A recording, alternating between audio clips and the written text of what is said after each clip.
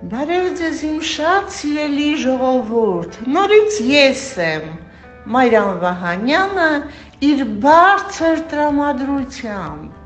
իր պեղումներով և այսօր հայտնաբերել ենք այս դրախտային վայրը մեր երկրի, որը հարուստ է և գեղեցիկ ծաղիկներով և հատկապես այս մանուշակագույն հրաշք դեղաբույսով, որը կոչվում է ռուսերեն «Живокость полевой» կամ «Սոկոլ»։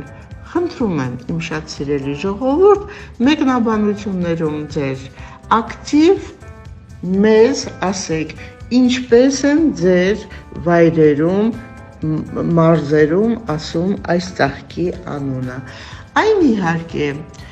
առողջարար է և արմատը, և ցողունը, և տերևը, բայց իհարկե ունի նաև հատկանիշ, որ կարող է չընկալվել օրգանիզմի կողմից, իսկ եթե չի ընկալվում, չի յուրացվում, դա արդեն թույն է օրգանիզմի համար։ Դրա համար ես այսօր չեմ ուզում ասել բաղադրատոմս թուրմի տեսքով, այլ ուզում եմ ուղղակի ասել իր ցավազրկող հատկության շնորհիվ վերցնում ենք ծաղիկը, տերևը, ցողունը, արմատը, յուրաքանչյուր մաս, որը ձեզ հարմար է, ծեծում դնում ենք այն մասը, որտեղ կա ցավ։ Իհարկե պետք է դնելուց հետո անպայման մոմլաթով փակել և տաք ջրով և թողնել ընդամենը կես ժամ։ Կես ժամից հետո այն կարող եք մաքրել, լվանալ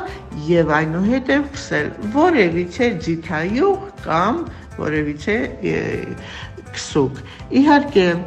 ես ուզում եմ ձեր հետ նաև արտահայտվել, որ ես մտադիր եմ հետաքրքիր մի առաջարկություն անելու, որը կանեմ իհարկե շաբաթ կամ կիրակի օրերին, առավոտյան մինչև ժամը 1-ը սահմանում